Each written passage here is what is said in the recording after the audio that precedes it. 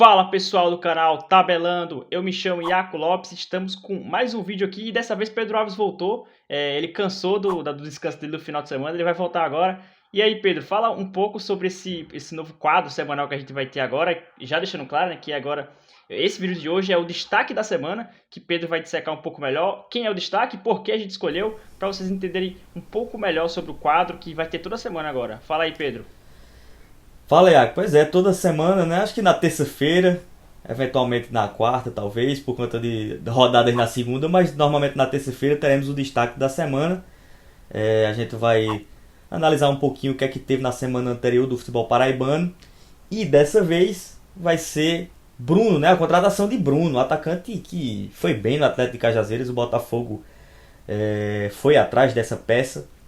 Então a gente escolheu aí uma análise sobre Bruno para fazer e tentar fazer algum prognóstico de como vai ser o Bruno num time de massa, né? Num time maior do que o Atlético de Cajazeiras. Claro que o Atlético tem torcida também, tem tradição na Paraíba, mas é a primeira vez que ele vai jogar na Paraíba num time dos maiores campeões do estado. Então a gente vai analisar esse camisa 9 aí, que particularmente eu acho um ótimo jogador. E além do Bruno, a gente também analisou outro nome, só para dar um exemplo pro pessoal, como é que a gente vai tentar ir atrás disso. A gente também analisou o Varley, né, que seria um cara extremamente relevante para estar aqui como destaque da semana. O Varley foi contratado para ser o treinador do Nacional de Patos. Ele era gerente de futebol do Botafogo já há algum tempo, depois que se aposentou. E aí o Varley, nem precisa apresentar o Varley, né, foi destaque já por 13, Campinense, Botafogo. Vai estar aí entre os artilheiros, né, os mais importantes artilheiros desses três times. Então nem precisa destacar o Varley, mas a gente optou pelo Bruno por alguns motivos que a gente vai explicar aqui. E a gente não vai explicar só com opinião não, viu? Vai ter também fatos aqui, vai ter números. Então, para tentar deixar um pouco mais embasado o nosso pensamento. Mas aí, Pedro, antes de eu pegar um pouco mais assim, sobre o 2020 do Bruno, que aí eu realmente acompanhei bem de perto, então eu poderia falar um pouco melhor.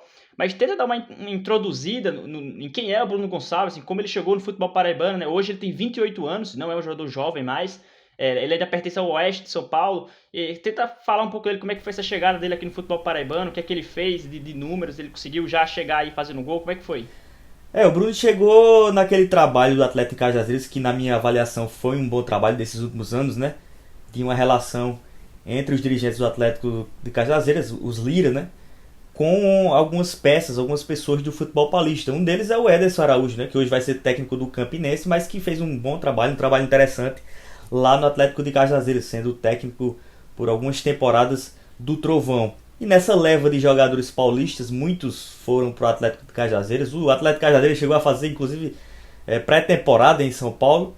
Nessa leva aí de contratações dessas temporadas, o Bruno Gonçalves, o Bruno, foi um deles, uma dessas peças mais importantes para mim, um achado mais interessante do Atlético de Cajazeiras. Acho que de todos foi o achado mais interessante. Fez ótimas temporadas no Atlético, mesmo quando o Atlético não estava bem e o Bruno estava ali fazendo sua parte.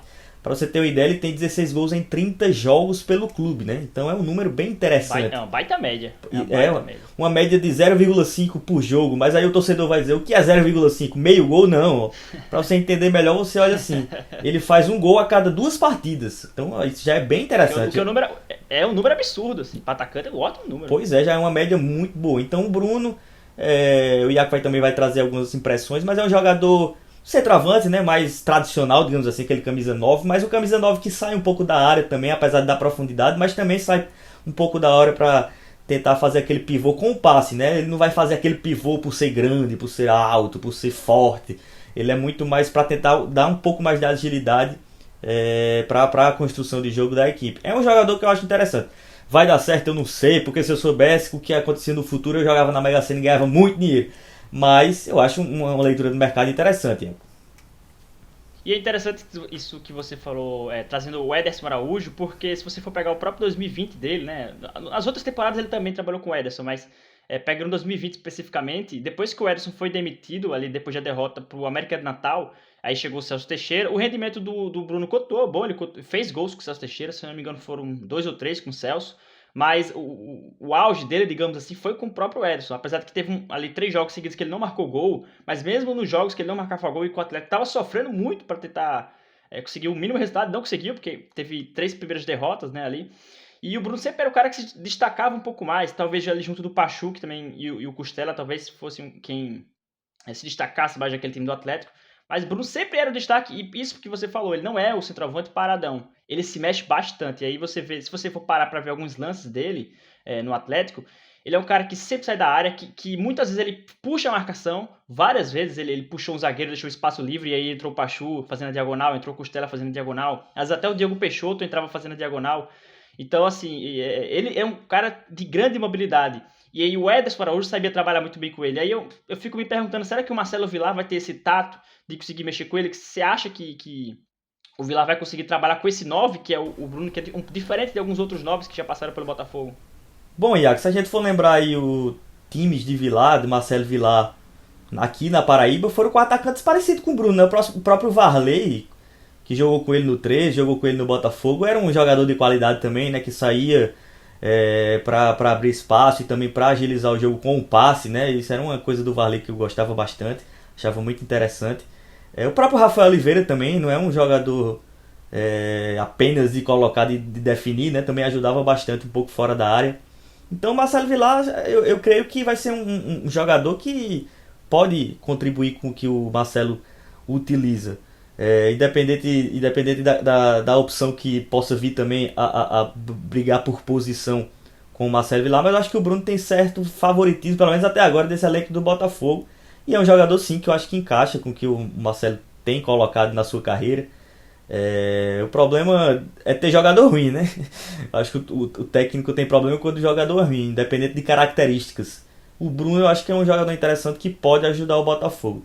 Não sei se vai acontecer, a gente também está cansado de ver jogadores que chegam numa camisa um pouco mais pesada e não conseguem render, né? Mas também tem muito o contrário, né? O torcedor às vezes se apega muito a esse ponto, mas tem muito jogador também que sai de times menores e vão galgando seu espaço, sua carreira, justamente passando por patamares diferentes. Então, eu acho que pode ser um nome bem interessante pro Botafogo. E você falou bem, inclusive você consertou bem, porque minha pergunta, na verdade, eu fiz a pergunta errada. Porque você consertou bem com a sua resposta. Porque, na verdade, na minha cabeça eu tava pensando em Lohan, entendeu? Lohan já é um cara muito diferente. Que é mais exato, diferente. Já é um cara, exato, e foi o cara exato. que deu certo, assim, mais recentemente, né, digamos assim. E o próprio 2020 Uhum. já tinha um cara diferente que era o Simon, que já era um pouco mais de sair, um pouco mais parecido com o Bruno. E aí, só pra pegar pro pessoal, ó, em 2020, tu já falou números gerais do Bruno. Bruno passou pelo Atlético em 2018, 19 e 20. Foram 3 temporadas seguidas que ele passou pro Atlético. Nas outras 2 ele disputou o Paraibano pelo Atlético e depois foi pro Oeste, inclusive só que em 2020 foi o contrário. Ele disputou o Paulista pelo Oeste, fez poucos jogos, acho que foram só 5 jogos. Inclusive ele enfrentou o Corinthians, viu? Chegou a enfrentar o Corinthians, mas não marcou nenhum gol, não. Foram 5 jogos, 0 gols.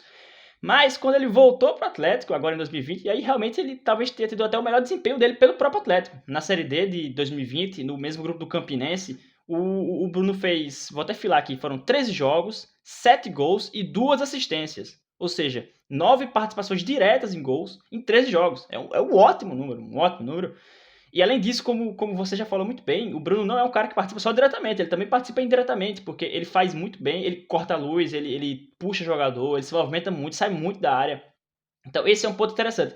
Mas só pra não ficar só no elogio aqui, vou só deixar um pontinho negativo do Bruno, que na verdade nem é tão negativo assim, mas acaba sendo, que é que o Bruno perde gol pra caramba também, viu? É aquele atacante, Verdade. que perde muito gol. Mas aí eu não vou nem pegar É muito no pé verdade. dele, porque atacante que perde e faz gol, eu fico quieto, né? O que mais tem no mundo aí é grandes atacantes que perdem bastante gol e fazem muito gol, como o Soares. Soares perde gol pra caramba, o Gabigol é outro que perde muito gol também. Exato, exato, É exato. normal, né? Não vou nem. Ele fazendo gol tá bom. E aí, só pra pegar outros números ainda dele em 2020, ó, pra vocês terem ideia, 41% dos gols do Atlético na Série D, todos os gols do Atlético, 41% foram marcados pelo Bruno. E se for contar os gols, os 9 gols, desculpa, os 7 gols mais as 2 assistências, que dá um total de 9, isso dá um total de 52% dos gols do Atlético. Mais da metade dos gols do Atlético na Série D tiveram participação direta do Bruno. E aí você tem a dimensão da importância dele pro time.